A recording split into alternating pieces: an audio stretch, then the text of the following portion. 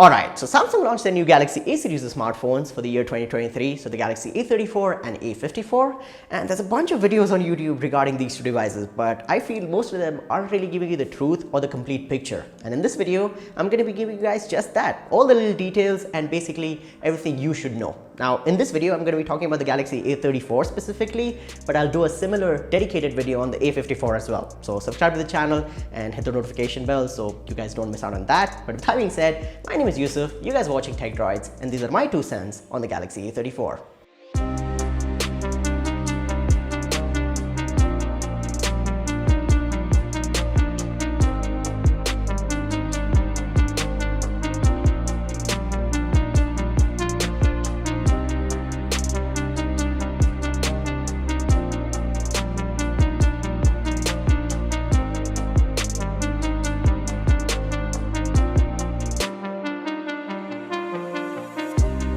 So starting off with the unboxing, here I have it in the lime color, and taking a look at the packaging, it's very similar to their flagship devices, so a thin, light and small box. Opening it up, you have the phone itself and a small compartment where you have your USB Type-C to Type-C cable for charging and data syncing, a bunch of documentation and the SIM ejector tool. There is no free case included in the box, nor is a charging adapter. There is no charging adapter included with the Galaxy A34 or A54, and it is a bummer in my opinion because the phone's prices have already gone up significantly, and not including a charger means that the user has to spend more, and that just adds extra cost and kind of takes away from the value of the phone itself.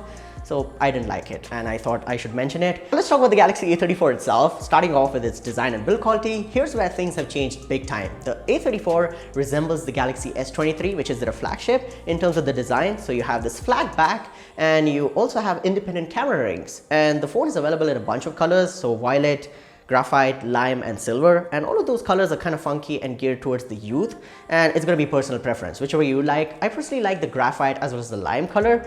They're kind of bright and classy looking. But talking about the build and materials, the Galaxy A34 has a plastic back, although Samsung calls it plastic because it kind of feels and looks like glass from a distance, but in reality it is plastic, and the side frame is plastic as well. But towards the front you do have Gorilla Glass 5 protection.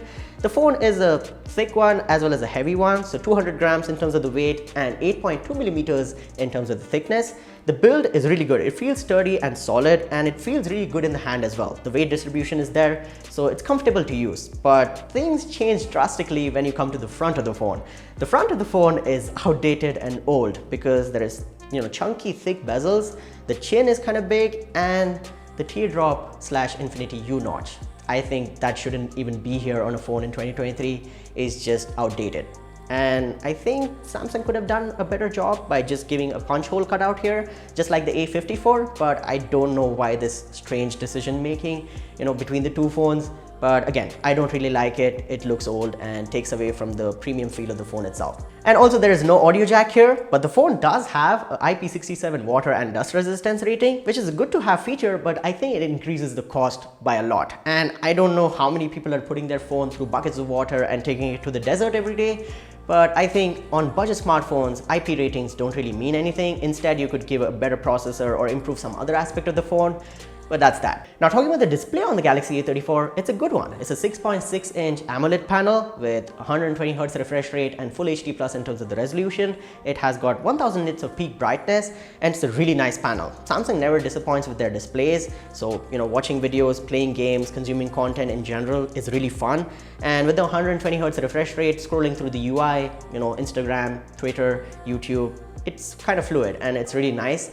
And coupled with their stereo speakers, the media viewing experience is amazing. Like the stereo speakers have, improved bass, rich vocals, rich treble, and overall just better sound quality. But one more thing I wanted to mention was that there is no HDR playback on the Galaxy A34. So I couldn't find it in YouTube, neither did I find it in Netflix or Amazon Prime. So there's no HDR playback on the A34, but it is present on the A54. So that's that. But overall, the display is good and outdoor visibility is also good. With the 1000 nits brightness and their vision booster technology, I was able to use the Galaxy A34 outdoors in bright sunlight without any issues or problems. I was able to read text, and the colors didn't really change much, and I was able to see everything clearly. So that's that. So with the ugly notch and chunky bezels aside, the display is good. Now talking about the hardware and performance of the Galaxy A34, you've got Dimensity 1080 processor here, which is based on a 6nm process. You've got 6GB or 8GB of RAM, which is LPDDR4X, and you've also got 128 or 256GB of storage, which is either UFS 2 or 2.1, because the read and write speeds aren't that great. You also have a 5000 mAh battery, which will charge via USB Type-C port. There is no headphone jack here, and the USB Type-C port on this phone is USB 2.0, and the charging speeds are limited to 25 watts. So this is kind of slow in my opinion, because there are phones that are cheaper than this that'll give you like 33 watts or even 50 or 60 watts. There's companies that are doing 120 watts of charging in this price bracket, and here is Samsung selling a phone with 25 watts charging. There's no wireless or reverse wireless charging here either, and adapter isn't even included in the box. You'll have to buy one separately, and I think it's high time Samsung improves their charging speeds. Like even on their flagships, the charging speed isn't that great. They're like limited to 45 watts. So that's that. I think the charging speed should be improved, because fast charging is just too convenient in my opinion. But overall, the battery performance was good. Battery life was great on this phone. With the 5000 mAh battery, you should be able to get, 2 days of use if you're a normal user. If you like to play a lot of games and use the camera a lot, you should be able to get a day of use without any issues. You'll be able to get through the day with some, 20 or 30% left, and you should be able to charge the phone overnight. And talking about performance on the Galaxy A34, it was good. Like it was decent. There was some lags and jitters in the camera app, like opening the app itself, taking a photo kind of felt slow sometimes, but other than that, opening up apps, closing them, multitasking feels great. Like if you're doing email, browsing, social media, watching videos and movies on this phone, you'll have no issues. Like normal tasks feel really snappy and fast, and it's not really targeted towards gamers, but the gaming performance on the A34 is also pretty decent. You should be able to play games like Call of Duty or BGMI. I'm not really that big of a phone gamer, so I don't really know what games people are playing these days, but I'm assuming it should be able to do a decent job. So performance is good, and software is also good. Like One UI 5.1 is really snappy and refined in my opinion, and you also have Android 13 here. And Samsung is promising 4 years of OS updates and 5 years of security updates, which is a really good thing, like considering the future of the smartphone. Well, there is pre-installed bloatware on the Samsung A34 as well as the A54, and you'll have apps like Byju's or Spotify, Amazon, Netflix pre-installed. And I know a bunch of you will again go ahead and anyway install those apps, but I don't really like pre-installed bloatware on my phone. And there's also this small widget on the home screen which was showing some ads regarding movies and stuff.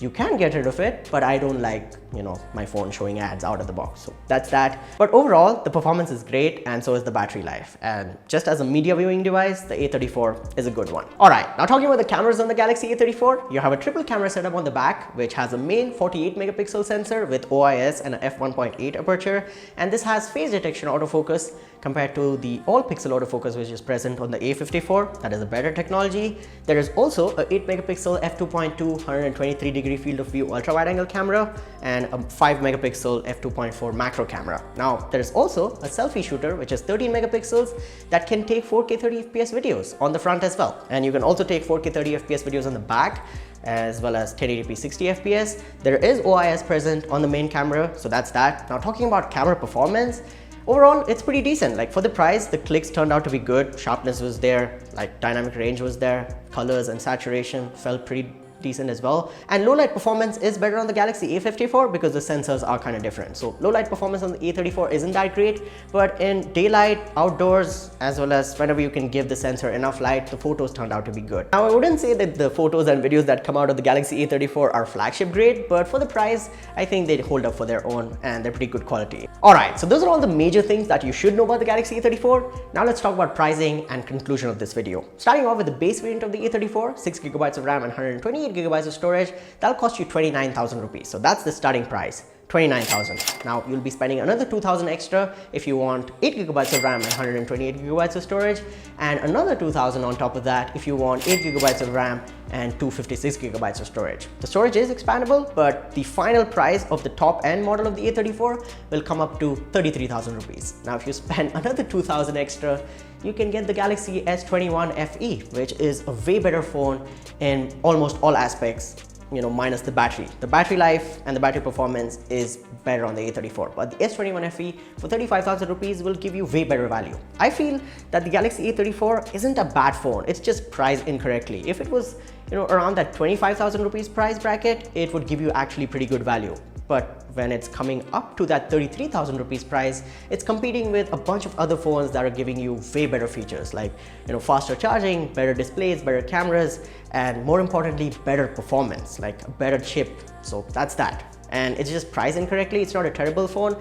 If you do want it for that, Samsung love, if you like Samsung software or their brand, and again, there is better updates on this one, you can get it, but just know that there are better options available in the market for this price. But if you still want to buy it, I'll leave links down below to Amazon, and those are going to be affiliate links. So if you want to help the channel out, do buy from those links. If you want to buy the A34 or A54 offline in Bangalore, I'll leave the store that I got these two phones from. It's located in Ramamurthy Nagar, Bangalore. I'll leave their details and all the contact stuff in the description down below. So do check it out, and shout out to them because I got the phones for the video from their store. So that's that. Also, do like this video if you found this video helpful or enjoyed it in any way. Subscribe to the channel and hit the notification bell so you guys don't miss out on future uploads. There is a video on the A54 coming really soon, so stay tuned for that. But with that being said, my name has been Yusuf. You guys have been awesome. Stay awesome, keep smiling, and I'll catch you guys in the next one. Peace out.